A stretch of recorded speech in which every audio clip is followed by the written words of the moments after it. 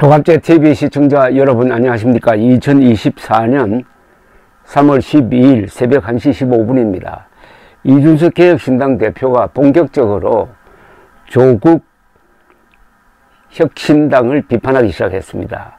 어제 가장 강한 명분을 가지고 윤석열 정부를 비판할 수 있는 정당이 개혁신당이라고 생각한다고 했습니다. 이 대표는 국회에서 최고위원회의를 마친 뒤 기자들과 만나서 조국 전 장관의 조국혁신당의 경우 만일 국민들이 정권 심판의 기수로 그 당을 선택한다면 아마 그 당에서 조국 대표가 당선된다고 한들 국회의원 취임 전에 아마 대법원 판결로 직을 상실하고 국정심판의 동력이 꺾일 수도 있다고 말했습니다. 2심에서 징역 2년을 선고받은 사실을 지적하는 겁니다. 그러니까 조국 전 법무장관이 2심에서 징역 2년을 선고받은 상태인데 상고심에서 이게 확정이 되면은 감옥에 가고 국회의원직을 상실한다는 그런 뜻입니다. 이준석 대표는 우리 최고위원회의에서 결국 우리는 야당이고 윤석열 정부의 지금까지 2년간 실정에 대하여 심판하는 선거로 진행되어야 한다고 뜻을 모았다면서 윤석열 정부를 심판하는 그 대우에 있어서 가장 앞에 섰고 또 가장 명분을 가지고 윤석열 정부를 비판할 수 있는 정당이 개혁신당이라는 점을 강조를 했습니다. 즉 지금부터는 윤석열 정권 심판의 대오에 앞장서겠다. 그리고 윤석열 대통령으로부터 핍박을 받았다고 주장하는 이준석 대표로서는 개혁신당이야말로 그럴 자격이 있다. 이런 이야기입니다. 더불어민주당과 조국혁신당 등이 정권 심판론을 강조하는 가운데 개혁신당도 야당의 정체성을 강조하면서 상대적 우월성을 주장한 것으로 보입니다. 이 대표는 개혁신당에는 윤석열 정부가 가진 일방주의의 직접적 피해자가 되었던 인물이 많고 무엇보다 지금 국민들이 여러 대안을 놓고 고민하는 걸 안다면서 진정성 있게 윤석열 정부를 심판하고자 하는 국민들은 지금까지 180석 가까운 의석을 갖고도 해내지 못한 무능한 민주당도 대안이 되지 못하는 것을 아실 것이다. 이미 2심까지 징역형을 받은 조국의 혁신당도 수단이 될 수 없음을 알 것이라고 했습니다. 그러면서 지금까지 윤석열 정부와 아주 논리적이고 합리적으로 때론 치열하게 싸워온 개혁신당이 유일한 대안임을 국민들에게 말씀드리고 싶다고 밝혔습니다. 즉 논리적이고 합리적으로 때론 치열하게 윤석열 정부와 싸워온 것은 바로 이준석 나다 그런 뜻이겠죠.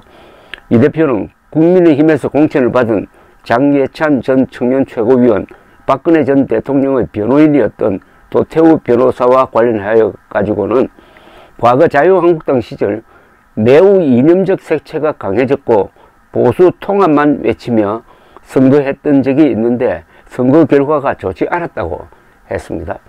그러면서 결국 국민의힘이 합리적 목소리를 배제하기 위하여 당신 100%라는 전당대회 룰로 일부 인사에 면죄부를 주었기 때문에 이런 사태가 지속되는 거라고 생각한다고 했어요.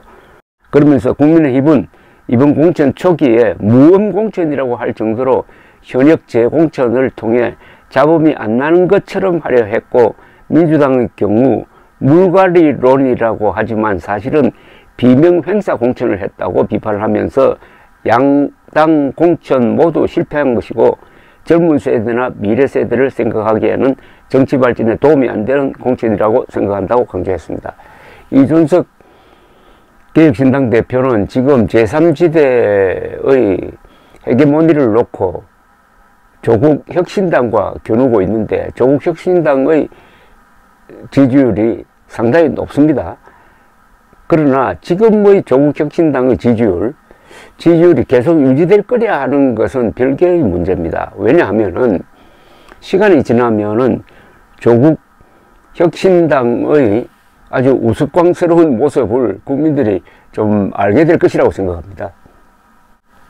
조국혁신당이 지금의 지지율을 유지하기가 어렵다는 것은 국민들이 곧 조국혁신당의 면면들을 알게 되는 순간 생각이 달라지지 않을까 생각됩니다.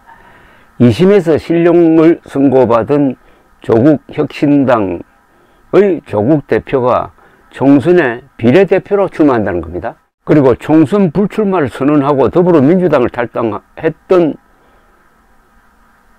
황운하 의원도 조국혁신당에 입당한 다음에 비례대표를 신청을 했습니다. 조국 대표는 어제 오후 페이스북을 통해서 당의 비례대표 후보로 황운하 의원이 신청을 했다고 밝혔습니다. 이어서 당 대표이자 동시에 비례대표 후보이기에 제가 후보 선정 과정에 관여하면은 이해상충이 발생할 수 있다. 당 사무총장에게 비례대표 후보 선정 관련 사무는 일체 보고하지 말 것을 지시했다고 했습니다. 그러니까 자신과는 관계없다는 뜻으로 보이는데 그럴 수야 있겠습니까? 민주당을 탈당하여 조국혁신당에 합류한 황운하 씨는 대전 중구에서 초선을 했는데 2018년 그때 지방선거 때 청와대의 청탁을 받고 당시에 울산지방경찰청장을 하면서 당시 현직 시장이던 김기현 씨에 대한 불법한 수사를 했다 해가지고 1심에서 징역 3년입니다. 3년의 실형을 선고받은 상태입니다, 지금. 그러니까 2심에서 징역 2년을 선고받은 조국과 1심에서 징역 3년을 선고받은 황운하 의원 두 사람이 조국혁신당, 그것도 이름이 아주 거룩한 조국혁신당에 들어가 있다 하는 것이 차츰 알려지면은 결국 지지율이 떨어지겠는데 이 지지율을 누가 가져가느냐. 조국혁신당의 지지율이 떨어지면 상당 부분은 민주당으로 다시 돌아가겠죠. 아니면 그 중에 일부가 개혁신당으로 갈 가능성이 있다. 그래서 이준석 개혁신당 대표는 개혁신당의 지지율이 지금 3, 4% 많이 나오는 데서는 한 5, 6% 나옵니다만 하여튼 이런 정체 상태를 벗어나기 위해서는 조국혁신당을 비판하지 않을 수가 없다. 동시에 국민의힘과 민주당을 비판해야 된다. 그러니까 비판할 상대가 3면입니다. 3면에 걸쳐서 비판할 상대가 있는데 그만큼 어떻게 보면 좀 절박하다는 느낌을 줍니다. 감사합니다.